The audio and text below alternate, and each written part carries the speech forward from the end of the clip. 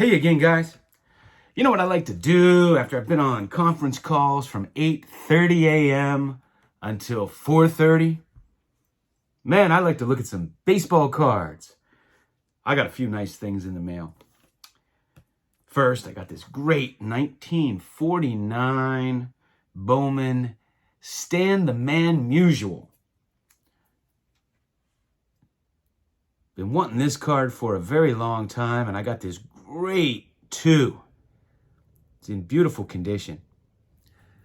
Has a little tiny surface wrinkle, I want to call it. I could only see it when I put it under my my bright light that I examine cards with. Cannot see it to the naked eye.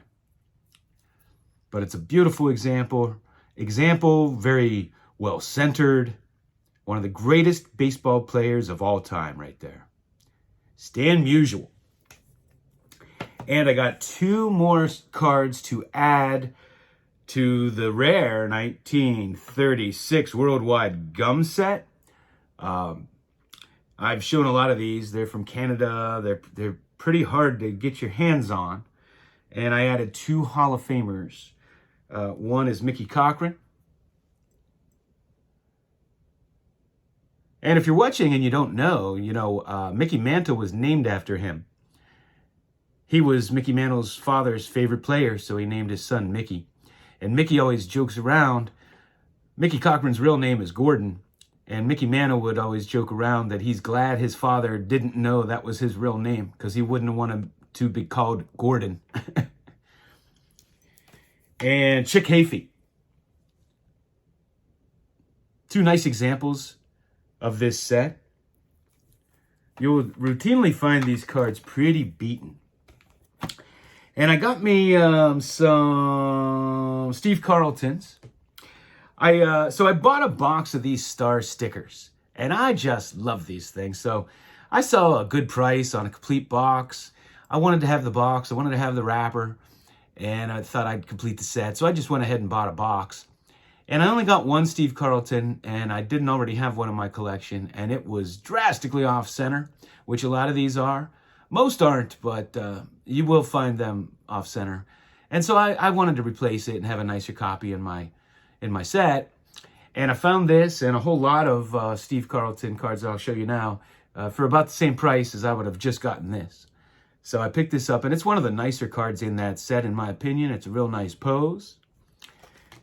And of course, I got these. I have a whole book filled with these, still intact. I don't have any cut, so this one's cut off. These came in strips of 3 different players. And 1980 Cy Young Award from the Donruss set in 81. And it's funny, so when I was growing up, I had to go to the chiropractor I used to play football in my neighborhood, baseball, everything. But I used to play football against these other kids, and I'd be the running back, and they would all try to tackle me.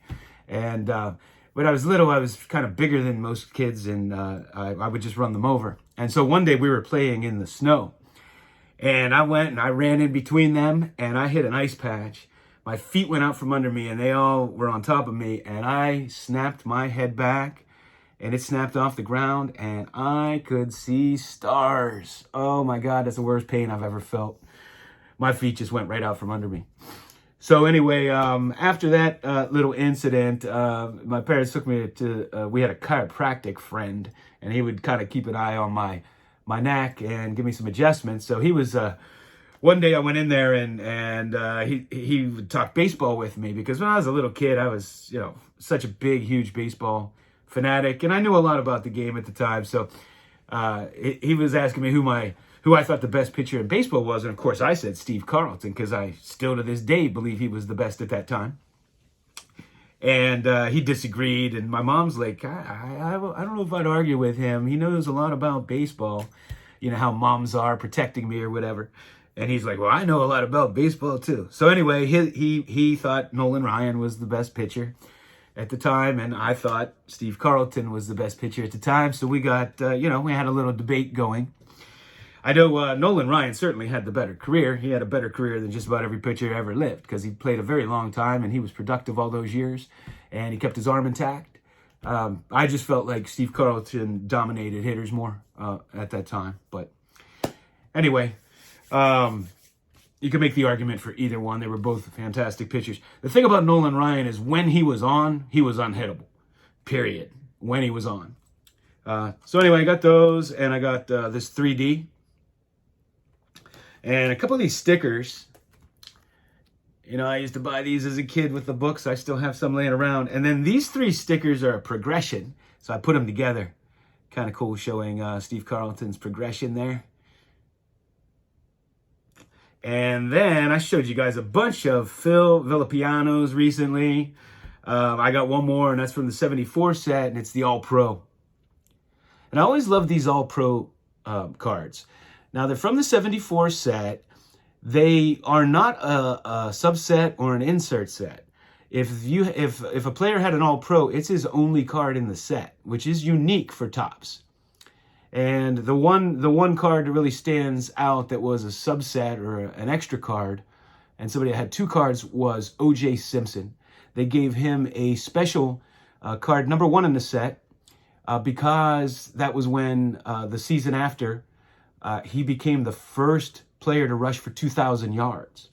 And to this day, he is still the only player to rush for 2,000 yards in a 14-game season. All the people that did it after him did it in a 16-game season. Not real fair. And now players will do it in a 17-game season. And the 17-game season will pretty much ensure that every record will now be broken. And that's one of the things that I love so dearly about baseball, is even though they have changed some of the rules around, it probably changed them less. I don't know, hockey hasn't changed the rules a whole lot. To preserve the history of the game. Because in basketball, after they went to the 3-point play, you know, changed the whole dynamic of scoring and the total number of points that you could score. And now you can run like 3 or 4 steps with the ball. And in the old days, you couldn't do that. Hockey went to a faster game for a while after, I think it was the 2003 Olympics, somewhere around there. Had changed the rules to make it faster, and all of a sudden you had 9 to 7 hockey games. So, you know, we changed the rules over time, and that's okay. I mean, we adapt. You know, like baseball now changes how they clock a pitch. They totally changed how they clock it. So, according to the baseball clock, now, every single pitcher playing today, no matter how bad, throws harder than Bob Gibson, if you believe that clock, right? So anyway, football, the rules of football have changed so drastically that only modern players will hold offensive records because, you know, in the late 70s when they implemented the Mel Blount rule, it just totally changed the dynamic, opened up the game, guaranteed no old wide receiver or no old football quarterback would ever hold a record ever again. You know, it's just the way it is. So anyway, O.J. Simpson, the only guy, and he'll always be the only guy unless they go back to a 14-game season, to rush for 2,000 yards in a 14-game season. So, I guess my little rant's over with. And as always, thanks for watching.